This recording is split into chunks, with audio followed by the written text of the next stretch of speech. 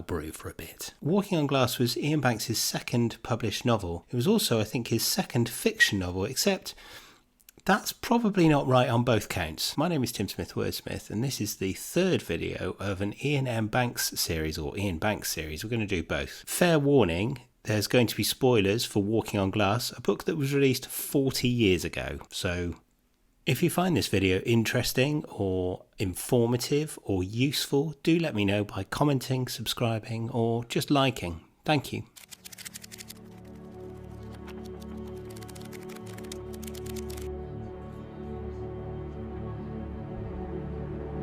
Published on the 7th of March 1985, Walking on Glass could be described as the difficult second album, or the second sophomore, the second season, the sophomore slump. You know, you get this, you get it. Walking on Glass follows four main characters split into three sections and two different time frames, one of which is sort of present day, so 1980s-ish.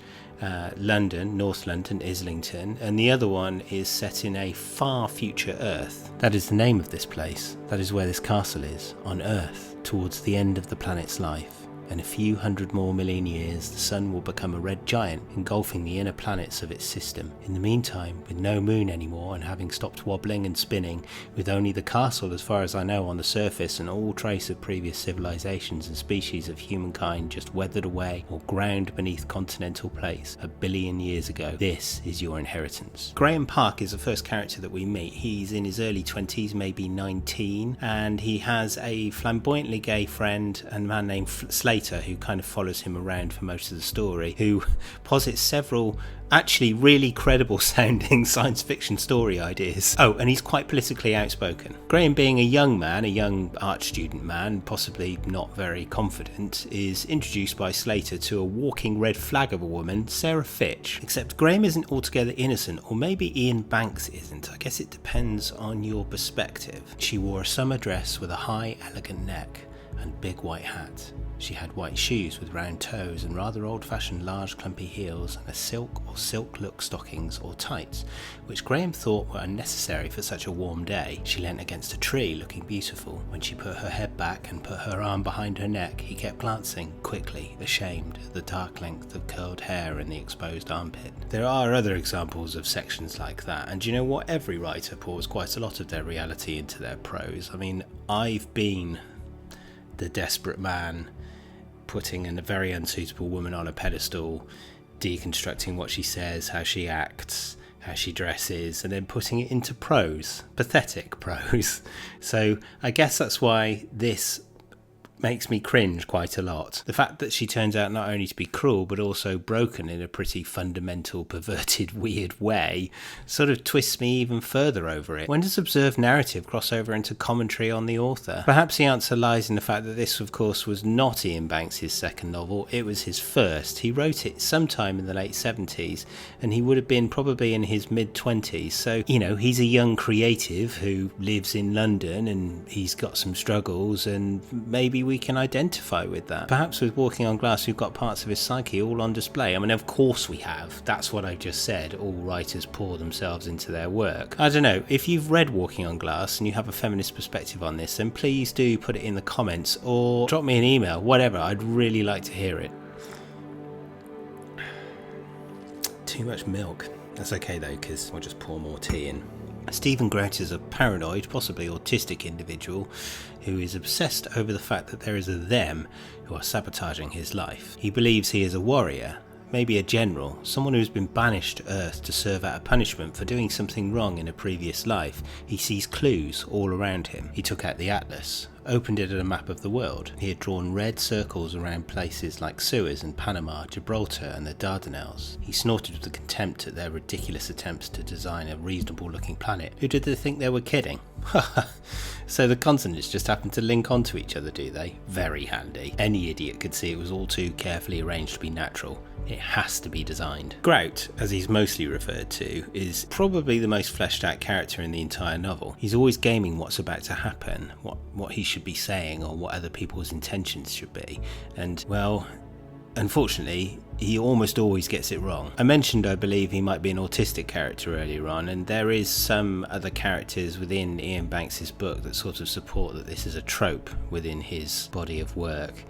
But also the fact that he's constantly trying to work out what other people are thinking and just having no clue, no theory of the other person's mind. Now, as an autistic person myself, first of all, it was... some of the sections were very cringy because I've said and done stupid things in the past in meetings or with people where I thought it was going to go a certain way and it just didn't, and I just completely misread it. So there's that.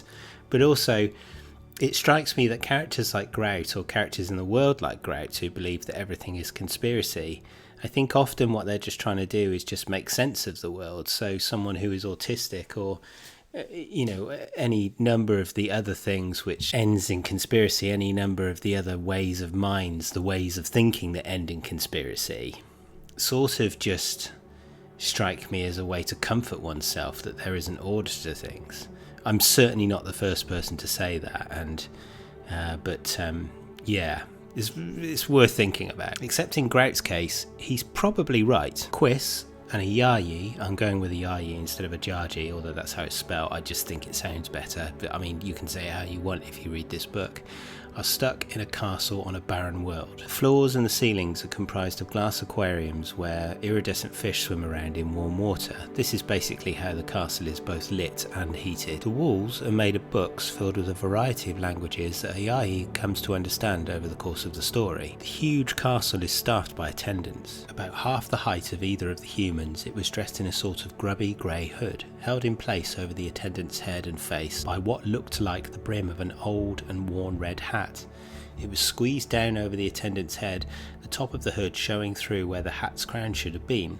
The attendant's face was hidden by a papier-mâché mask, as worn by all of the attendants and waiters. The mask was set in an expression of abject sadness. All of this is overseen by a seneschal, which is just a beautiful word, isn't it? A tall, thin man of indeterminate age, with hairless grey skin and dressed in a long black robe without ornaments save for a silver fork with twisted tines, which hung on a piece of string around his neck and rested on the black breast of the robe. The seneschal's eyes were long, seemingly stretched out at either side as though the eyeballs within were the size of clenched fists. His right eye had two pupils in it, side by side in the grey whites. There are vast kitchens which produce huge quantities of food, and a red crow which spends its time taunting Quiss and Ayahi. There is almost no explanation to the castle, the materials it's made of, or its huge production of food. Quiss and Ayahi know that they're prisoners. They remember arriving, they remember that they came from a past life, they remember the crime that they committed that got them there. They know that they must solve the riddle, what happens when an unstoppable force meets an immovable object. They know that they are tasked with playing games on a kind of hollow table. They're never given the rules, so they have to work it out for themselves, and sometimes the rules and the way these games are put together are completely unfair and it takes them months. But they know they must play the games and solve the riddle, and then they can be free. For me, this was my favourite part of the novel, and it's clear that Iain Banks enjoyed writing it. We have to remember that this was a time where he wasn't yet able to publish science fiction, and so this seems like some kind of venting of ideas. And that's my main issue with this book. There are 2, maybe 3 competing stories happening, and not really enough room for any of them to breathe properly. Each story with some fleshing out could have been its own book, its own novel. The stories do intertwine, and it does actually bear rereading a couple of times to sort of join up all of the connections and spot the references, and there's an enjoyable quality to that. But despite the plot gymnastics, and as fun as they all are, the book never really comes together as a cohesive whole. What I do think it achieves is a way forward to Banks's other work, and really this is an echo of a view which I read in the Banksonian, which is a fanzine you can find online. There'll be a link below about it. The Bridge, a book Iain Banks wrote later, is arguably a better version of this chassis, this frame, this structure set down by walking on glass. Anyway, the last words go to Iain Banks himself. The book didn't do exactly what it set out to do, and I think you have failed to an extent if the reader can't understand what you're saying. I worry sometimes that people will read Walking on Glass and think in some way that I was trying to fool them, which I wasn't.